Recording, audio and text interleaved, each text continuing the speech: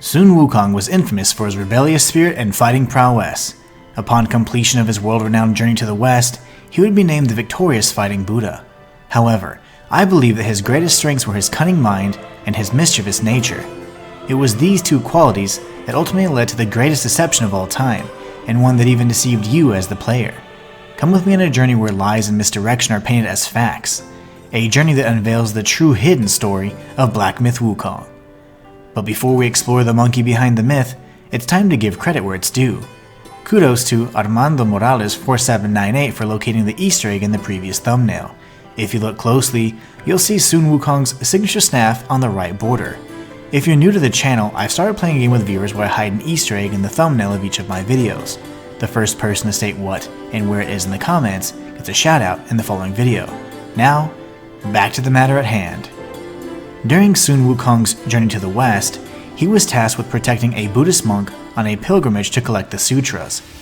In order to ensure his obedience, the Celestial Court gifted the Monkey King a golden headband that could be tightened to forcefully subdue him. Only after faithfully serving the monk and upon completion of the pilgrimage would the headband be removed. After many trials and tribulations, Sun Wukong would accomplish his mission and achieve Buddhahood as his reward. However, not everything was as it seemed. Fast forward to the opening events of Black Myth Wukong, where Erlang, a loyal servant of the Celestial Court, faced off with the Monkey King himself. At first glance, the fighters appeared evenly matched. As staff and spear clashed together, the heavens themselves trembled from their might. Eventually, Wukong would use his signature shape-shifting abilities and take flight. Erlang, equally skilled in transformation, followed suit and pursued his enemy. However, before Wukong could counter, a golden headband suddenly appeared on his forehead and constricted painfully. The agonizing pain and confusion from the relic was only enhanced due to its striking familiarity. The golden headband from his signature journey to the west had never been removed. In fact, it was there all along. Erlang quickly seized the opportunity and dealt an incredibly devastating blow to Wukong's chest, fatally wounding him in the process. The great sage, Sun Wukong, had been bested in combat and was taken by the cold embrace of death, returning to the stone egg from whence he came. However, Erlang was a thorough deity, so he divided the Monkey King into 6 pieces and gave each piece to a powerful Yaogwai to guard it. The craving eyes, fuming ears, hubris nose, envious tongue, and grieved body would all become divine relics that embodied the very essence of Sun Wukong. The 6th and final relic, Wukong's freed mind, would be guarded by Erlang himself, but more on this later. It's important to note that the Destined One was not Sun Wukong, but simply a nameless vessel who was sent on a mission to collect the 6 relics and revive the true Monkey King. However, on his journey, the Destined One proved that he was worthy of more than just completing a fetch quest. In fact, his combat prowess and discernment made him unique among his kind. As such, he encountered 5 mysterious warriors that would test his mettle at the behest of a mysterious benefactor referred to only as Brother.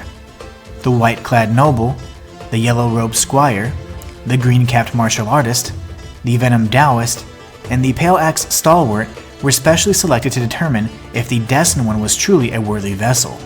Only after besting each of these legendary warriors in battle would their mission be complete. But who was this brother to which they referred? And what were his motivations? In his search of the 6 relics, the Destined One left no stone unturned. As such, he would discover the hidden mystery of the Great Pagoda and his very own true purpose. As he entered the painted world, he found none other than Erlang himself, patiently waiting for the inevitable encounter to come. The 2 warriors clashed in a battle of epic proportions, quite literally, and only after tapping into the hidden potential within did the dust finally settle.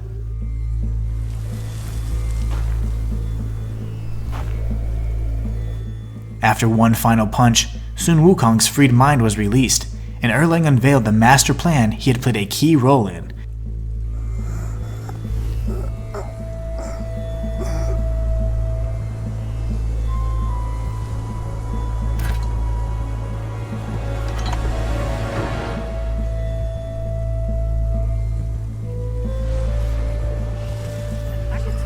I hear tell this Yaogwai is I rank 1,000-fold above that king. As his sire he reveres me, and like a deity he serves me.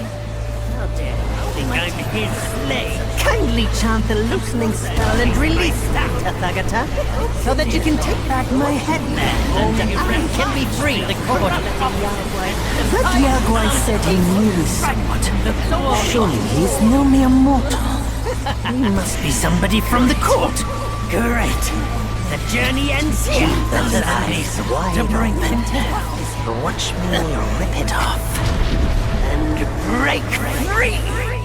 Despite what the intro sequence had led us all to believe, Erlang was in collusion with Sun Wukong, and together they had devised a plan that would truly free the Great Stone Sage from his gilded restraints and allow him to exact his revenge on the corrupted Celestial Court and the Jade Emperor himself. Just as Erlang claimed, nobody was capable of defeating Sun Wukong, but Sun Wukong himself. His apparent death and division into the 6 relics was actually intentional and part of a much larger agenda to reclaim his freedom from the Golden Headband. The Destined One, having passed all the trials set before him, would serve as the perfect vessel to Sun Wukong's reincarnation. Each of the brothers' tests were simply methods to ensure his worthiness and act as a failsafe to prevent the cycle from repeating itself and binding Wukong to a fate of eternal submission to the heavens above. It's important to note that the default ending was actually a glorified ceremony of imprisonment. The old monkey crowning the Destined One was symbolic of the restraint and lack of freedom the Destined One would possess upon Sun Wukong's reincarnation. The Golden Headband was not the 6th and final relic. This was simply the assumption we had made as the player, the Black Myth. Without knowledge of the freed mind, one was doomed to walk the same path of failure and defeat as those who had before him. However, with all 6 relics intact, Sun Wukong would be born anew, free of the shackles that bound him to servitude. The victorious fighting Buddha would refuse the coronation ceremony and take the fight to the Celestial Court. It would seem the Monkey King had some unfinished business to tend to. It was then the divine Jade Emperor felt a very human shiver crawl up his spine. And that's all for this video. If you enjoyed it, be sure to like and subscribe. It lets me know you want more content just like this. Click on these videos on screen to delve into more Black Myth Wukong, and I'll be there to guide you when you arrive. Consider becoming a member for exclusive perks like emojis, early access to videos, and more. Or check out my Ko-fi page if you want to support me in a more personal way. Until next time, it's the Inhuman One signing out. Join the Inhuman community today.